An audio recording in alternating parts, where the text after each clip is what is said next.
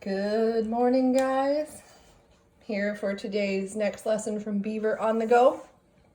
I have our ruler that we made on Tuesday, and I have taken an inch of this ruler. I just picked 0 to 1. I could have picked any of the inches. And I have blown it up or magnified it so that you guys can see it a little better, so that we can understand what these little lines on our ruler mean. Now, I saw in your scavenger hunt that you guys, some of you were already using these little lines here, which is great. So this will be kind of a review for you. But we're also going to talk about why these little lines are important and in what real world applications you'll use them. So, I want you to think of your ruler as a number line, because that's what it is. It's numbers on a line. When you go to the right, the numbers get bigger. When you go to the left, the numbers get smaller. This number line only has positive numbers because you're not going to measure a negative number. Nothing is ever going to be negative inches long or negative inches wide. That's impossible. So our number line has positive numbers. That's all it is. Another reason we did number lines so much in the beginning of the year. Now, I'm going to pull this guy up so you can see a little bit. Here's 0 to 1. There is 1 inch. If you've noticed, we've taken that whole 1 inch and we've drawn lines across the way. We have taken that whole inch and we have divided it into equal parts. When you have anything and you divide it into equal parts, you now have a fraction. So these little lines each represent a fractional part of this 1 inch. So this is why I've drawn it so big, so that we can see, because these guys are little and hard to see. So I'm going to start with the first line I want to show you about. So if you look, there's our whole number. Remember, 0 is a whole number. It's just 0. Here's our whole number 1. Right in the middle is this line. It's longer than all the other lines, but it's not quite as long as our whole numbers. So I'm going to get this guy onto our blown up inch here. I'm going to use purple. So I'm going to put him right here. Okay, I'm going to make it a little wider so that we can see it. Okay, so there's that. So, long line, but not as long as our 0 inches or our 1 inch. I want you to take a look at how many pieces I divided this 1 whole inch into. Adding this middle line, I divided it in half. I have 1/2 of the inch from 0 to this line.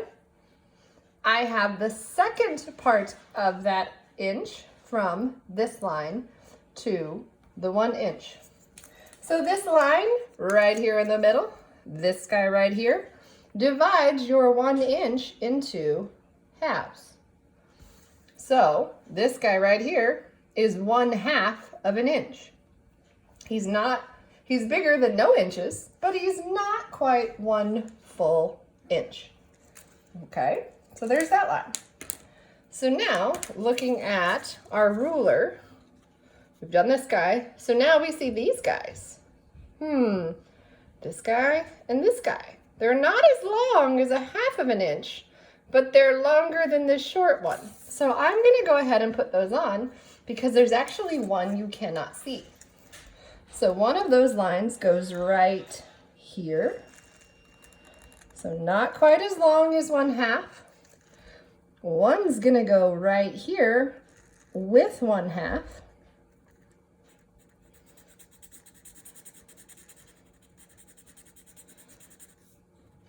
And one of them's going to go right here. Okay, so looking only at our pink line, we have divided the whole inch into 1, 2, 3, 4 equal parts. So this next smallest line is your 1/4 of an inch. So this guy would be 1/4. Now, why does this 1/2 line get a 4th line? This is where our equivalent fractions come in. Remember, equivalent fractions are the same amount, but they have different numbers that represent them. 1/2 is 2/4. It's the same amount.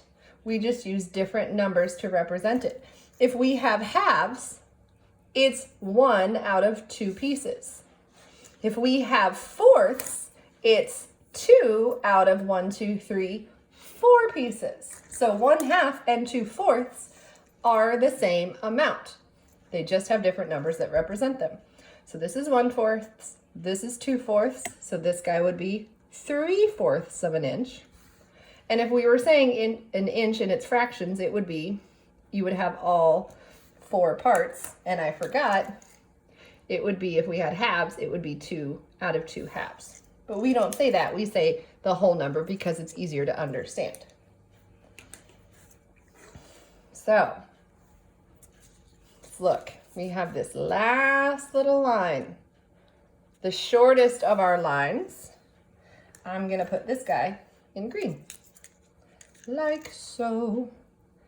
So one goes here, one goes here.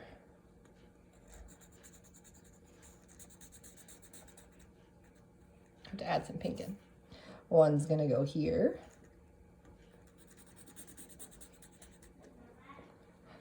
Oops, I forgot one. One's gonna go right here. One goes right there with the 1/2. One's gonna go right here. One's gonna go right here. And one's gonna go right here. So let me make this guy a little darker so we can see both lines.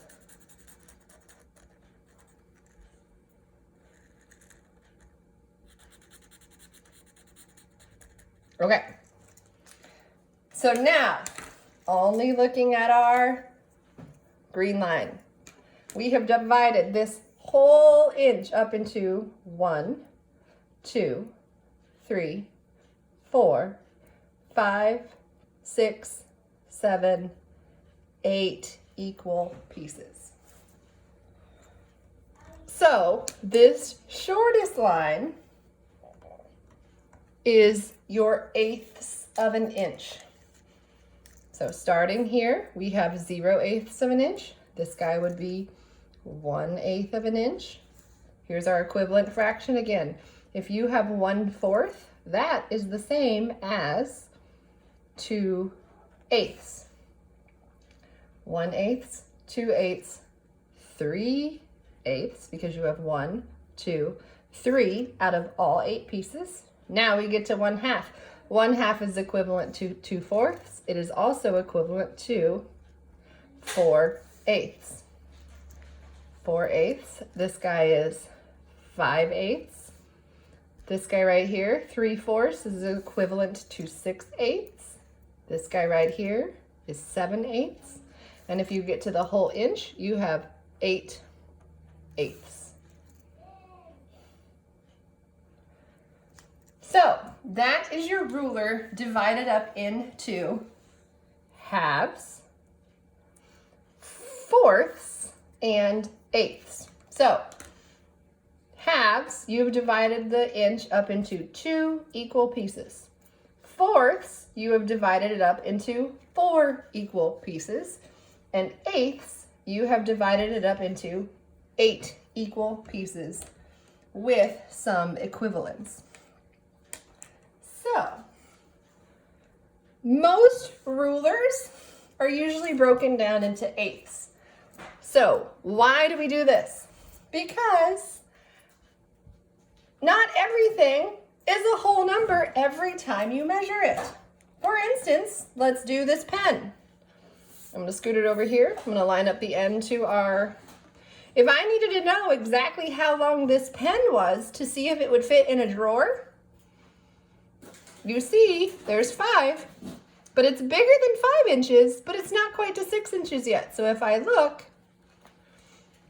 it has 5, and it goes all the way almost to right here. So I'm gonna say, oh no, maybe even better. This pen is between 5 and 1 to 3/8 and 5.5 inches long. We break a ruler down into those fractional parts because not everything is a whole number. It would be great if it were, but it's not. In fact, if you go to Lowe's or Home Depot and you go and look at a carpenter's ruler, carpenters have to be incredibly precise when they're building cabinets or furniture. Everything's got to line up just right. A carpenter's ruler will sometimes take the inch and break it down into 30 seconds. They'll take that inch and they'll break it down into 32 equal pieces so that that carpenter can measure as precisely as possible. Now, most people don't need to measure that precisely, but some people do. So if you ever see a ruler and the inch has a ton of lines, you know that there's someone who needs to measure very, very precisely. So there you go. There is why we have the smaller lines on our ruler. We take that whole inch and we're dividing it up into fractional pieces, halves, fourths, and eighths. That's it for today's Beaver on the Go. Have a great day, guys.